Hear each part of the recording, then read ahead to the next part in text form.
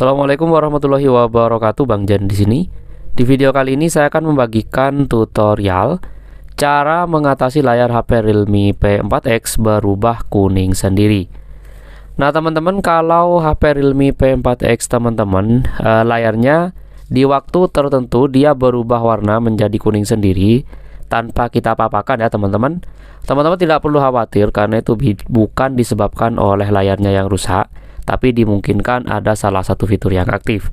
Untuk mengatasinya, kita bisa masuk ke pengaturan seperti ini.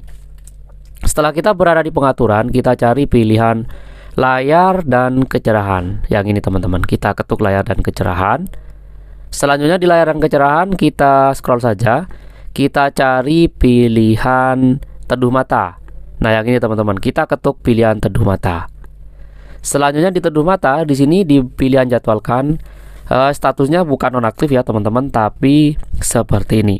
Atau bisa juga mengikuti matahari. Hal inilah yang menyebabkan layar HP Realme P4X berubah ke kuning-kuningan sendiri.